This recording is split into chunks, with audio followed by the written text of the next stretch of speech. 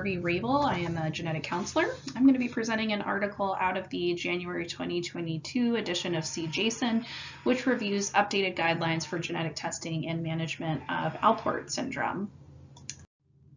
Alport syndrome is one of the most common inherited forms of kidney disease.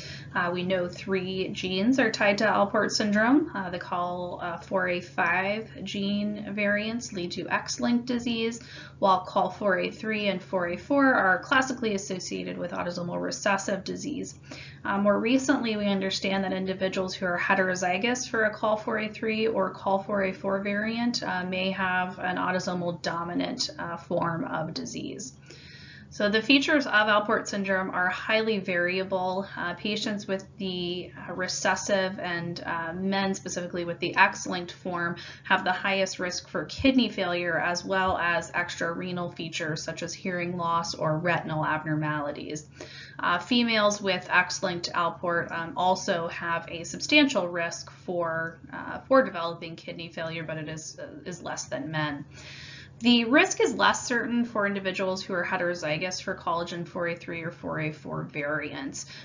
Some studies have suggested a risk of up to 10 to 20% for kidney failure, but we still need more research to better define those risks.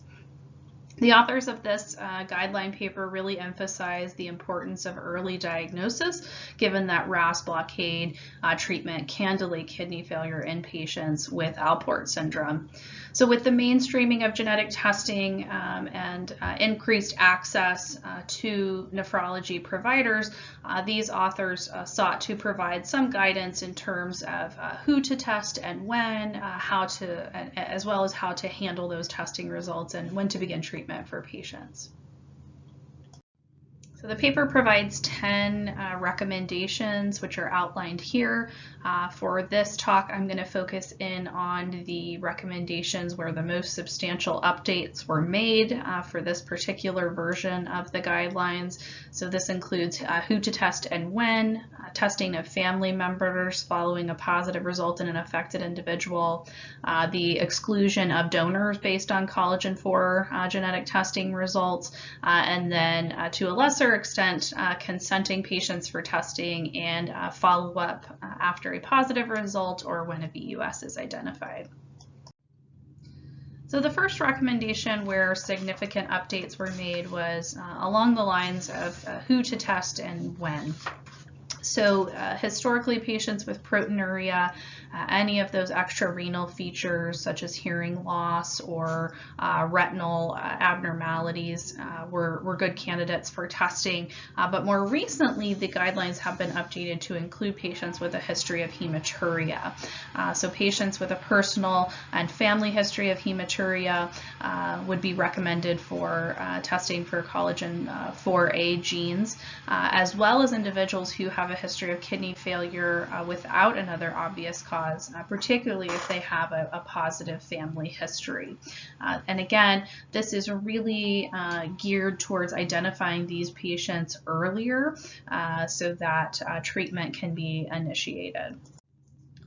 So continuing along the lines of who is appropriate to test, the authors provide recommendations around familial testing. Again, making more of an emphasis on testing at-risk family members as early as possible, regardless of their own clinical features. So first-degree relatives of a patient with X-linked, recessive, digenic, meaning that they have a variant in both collagen 4A3 and 4A4, as well as autosomal dominant Alport syndrome should be considered for testing. The authors also recommend carrier screening of partners of individuals of reproductive age in order to assess their reproductive risks, potential for having a pregnancy affected by autosomal recessive or digenic Alport syndrome. And then finally, testing of family members who might wish to be a kidney donor and are at risk for carrying or being affected with Alport syndrome are recommended for testing. An evaluation of donors is really where the second major update lives in these guidelines. So as previously stated, potential donors at risk should be evaluated with genetic testing. And the authors feel that donation would be unacceptable from females who have a collagen 4A5 variant, both men and women with digenic variants, and then newly also individuals who are heterozygous for a collagen 4A3 or 4A4 variant. So these autosomal dominant cases are the more controversial exclusion here. As I mentioned earlier, the risks for kidney failure or deteriorating kidney function are still relatively uncertain in this group. However, there is some emerging evidence that patients who have donated and subsequently been found to have a heterozygous variant have a higher risk for worsening proteinuria or kidney function, even for the brief period of time that these patients have been monitored. So the authors ultimately felt that the risk is probably unacceptable to accept a donation from a heterozygous or an individual with a dominant form of Alport. And in terms of some of the more minor updates that exist in this version of the guidelines around consent, the authors address pre-test consent of patients, pointing out that with the mainstreaming of genetic testing, more nephrologists are likely to be ordering these tests without review by a clinical geneticist. As such, nephrologists should be able to discuss the risks and benefits of testing, and then also be able to offer the option for a patient to meet with a genetics professional if they choose to do so. The consenting provider should be able to explain the scope of testing, including whether variants of uncertain significance will be reviewed and reported back. They should also mention to patients that the information might be shared. It might be shared into databases or registry, or the physician might be using that information to inform testing of others at risk for the same variant, so testing of family members. And then moving on to some of the recommendations, sort of action after a positive result. So with the emphasis on treating these patients with RAS blockade, they provide an outline of when that treatment should start. So for patients with digenic Alport, meaning they have a variant in any two of the Alport genes, they should begin treatment at the time of diagnosis. Again, men who have X-linked Alport are at significantly increased risk for kidney failure, so they should also begin treatment at the time of diagnosis. Women who carry a collagen 4A5 variant are recommended to begin treatment upon the onset of kidney impairment, hypertension, or microalbuminuria. They also caution that providers should be aware of hypomorphic variants in collagen 4A5. There's an example here of one that's common in certain European populations.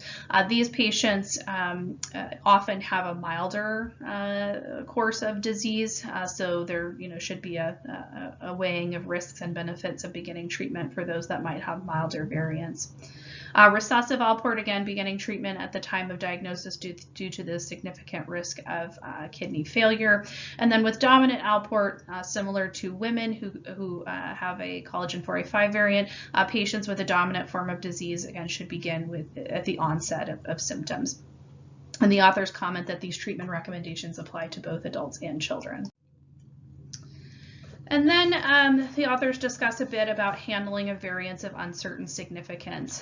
So on the laboratory side, they recommend that the lab should be able to inform the provider as to whether a VUS is more likely to be pathogenic or more likely to be benign, depending on the available evidence.